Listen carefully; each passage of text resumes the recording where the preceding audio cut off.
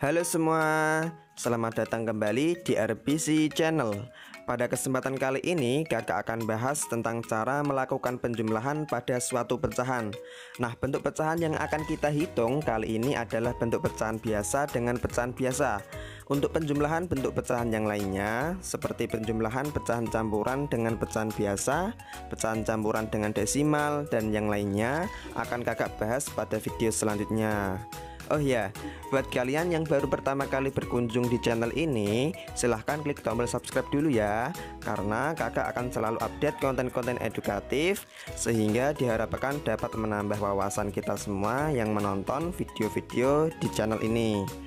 Oke, bagaimana pembahasannya? Langsung saja, mari kita mulai.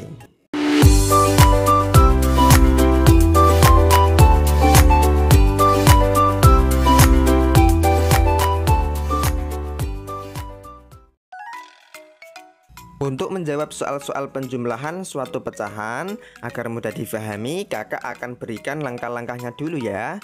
Oke, langkah pertama, pastikan penyebutnya sudah sama. Langkah kedua, jumlahkan angka pembilang. Dan langkah ketiga, sederhanakan bila diminta jawaban yang paling sederhana. Nah, misal nih kakak punya 3 contoh soal. Nomor 1, 2/5 ditambah 1/5. Nomor 2, 2/4 ditambah 1/3. Dan yang ketiga, 4/5 ditambah 2/4. Nah, kira-kira berapa ya jawabannya? Oke, mari kita coba ke contoh soal yang pertama. 2/5 ditambah 1/5. Langkah pertama, pastikan penyebutnya sudah sama. Oke, kita cek dulu. 2/5 di sini penyebutnya 5. 1/5 penyebutnya juga 5. Nah, berarti udah sama kan?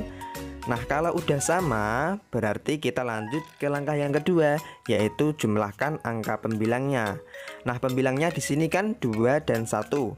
Berarti 2 ditambah 1 sama dengan 3. Untuk penyebutnya yang bawah ini tetap sama ya, yaitu 5. Nah, jadinya yaitu 3/5. 3/5 itu udah bentuk yang paling sederhana. Kita nggak perlu sederhanakan lagi. Jadi 2/5 ditambah 1/5 itu sama dengan 3/5. Next, kita lanjut ke contoh soal yang kedua. 2/4 ditambah 1/3. Oke, kita langsung ke langkah pertama. Pastikan penyebutnya sama. Nah, di sini penyebutnya kan beda nih, 4 dan 3. Karena beda, maka harus kita samakan dulu. Nah, gimana caranya, Kak? Oke, caranya yaitu dengan menentukan KPK dari masing-masing penyebutnya ini. KPK itu apa? KPK itu kelipatan persekutuan terkecil. Nah, kita cari nih kelipatan dari 4 dan 3. 4 yaitu kelipatannya 4, 8, 12, 16, kemudian 20, dan seterusnya. Nah, sekarang kita ke kelipatan yang 3. Kelipatan 3 itu 3, 6, 9, 12, 15, 18, dan seterusnya.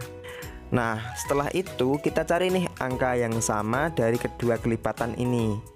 Nah, kalau kita lihat di sini angka yang sama yaitu 12.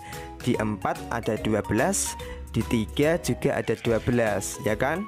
Nah, berarti KPK-nya itu 12.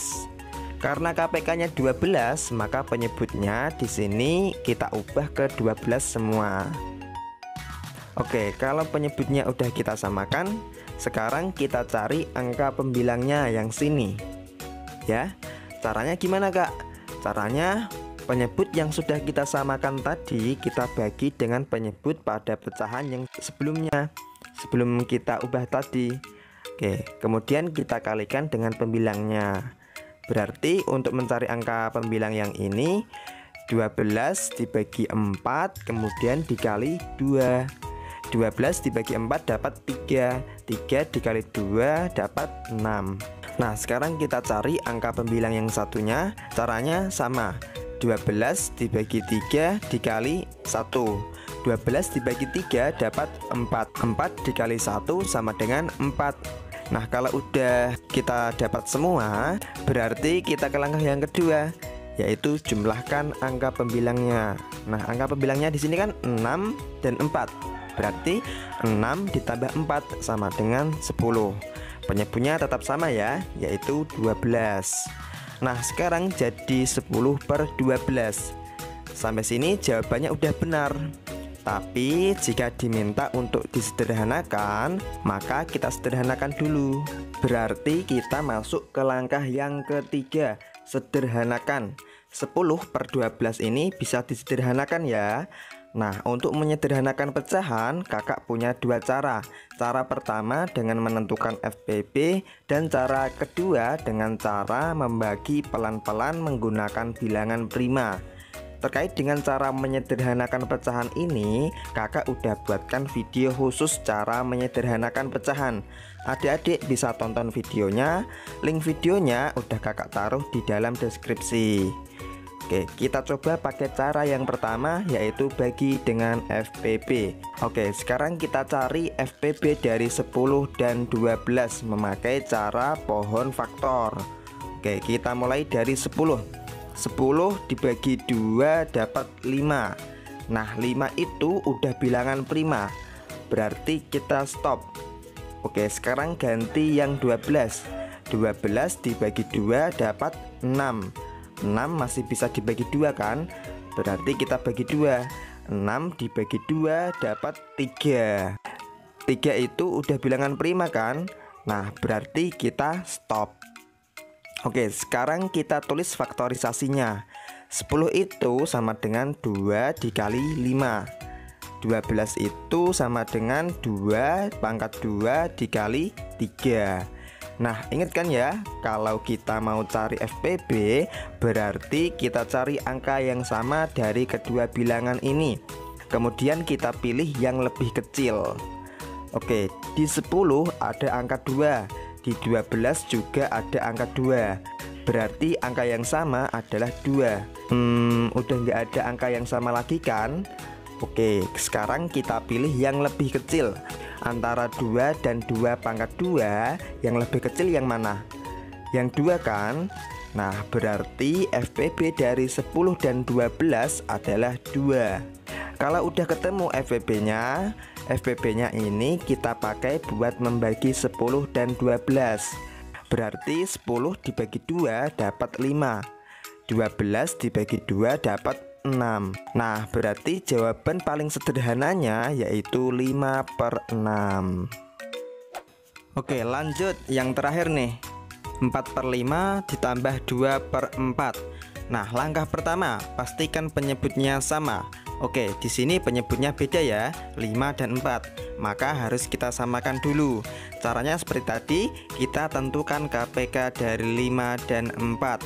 5 kelipatannya yaitu 5, 10, 15, 20, 25, 30 dan seterusnya. Nah, sekarang kelipatan 4.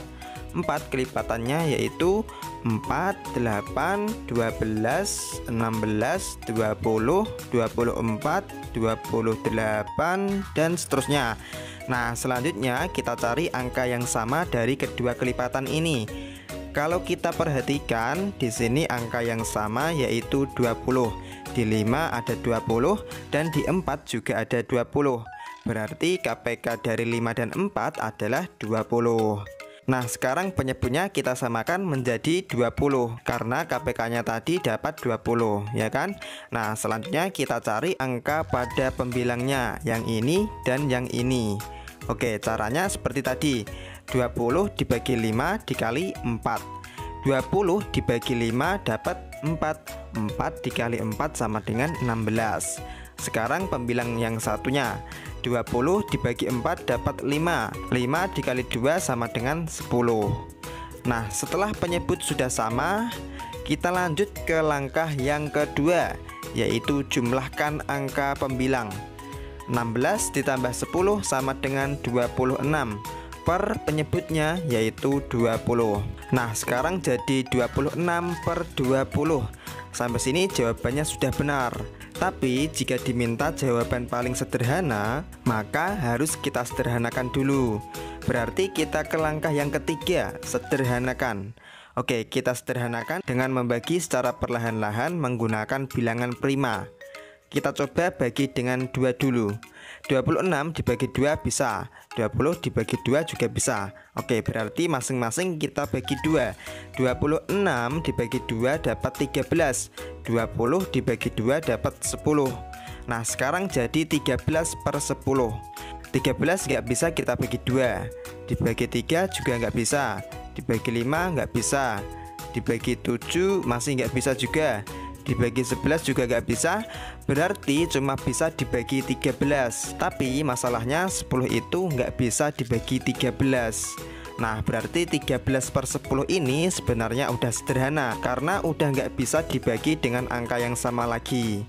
Tapi karena pembilangnya di sini lebih besar, maka kita jadikan pecahan campuran. 13/10 kalau kita ubah ke bentuk pecahan campuran, maka jadi 1/3/10. Nah, ini udah disederhanakan, berarti langkah ketiga kita centang. Nah, sampai sini udah bisa dipahami ya cara menjumlahkan suatu pecahan itu seperti apa. Oke, di sini kakak ada latihan soal buat adik-adik, yaitu 4/6 ditambah 2/9. Coba adik-adik kerjakan. Nanti kalau udah ketemu jawabannya, silahkan adik-adik tuliskan pada kolom komentar di bawah.